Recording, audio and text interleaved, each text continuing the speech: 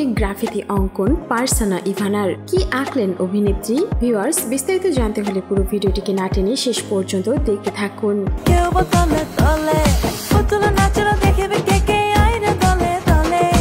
বিভিন্ন দেয়ালে গ্রাফিতি এঁকে রাস্তার সৌন্দর্য বাড়ানোর কাজে নেমেছে শিক্ষার্থীরা। সামাজিক মাধ্যমে তাদের এইসব কর্মকাণ্ডের ছবি দেখে আর ঘরে বসে থাকতে পারেন না ব্যাচেলার পয়েন্ট খ্যাত অভিনেত্রী পারসা ইভানা। দেয়ালে আঁকিবুকি করতে সোজা চলে গেলেন রাস্তায়, ছাত্রদের সঙ্গে ধরলেন রং তুলি।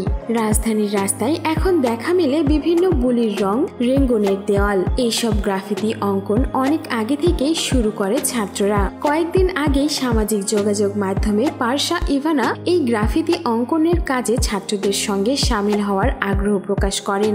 যোগ দিতে জানতে চেয়েছিলেন বিস্তারিত। পরে খুব বেশি দেরিও করলেন না তিনি, কয়েকজনকে জুটিয়েই চলে গেলেন রাজধানীর উত্তরায়। সেখানকার দেয়ালে একে চমকে দিলেন শিক্ষার্থীদের। আন্দোলনের সেই শুরু থেকেই সরব ছিলেন অভিনেত্রী পারসা ইভানা। ছাত্রদের উৎসাহিত করতে নানান রকম কাজও করেছেন তিনি। সামাজিক মাধ্যমে বিভিন্ন পোস্ট প্রতিনিয়তই শিক্ষার্থীদের সংহতি জানিয়েছে।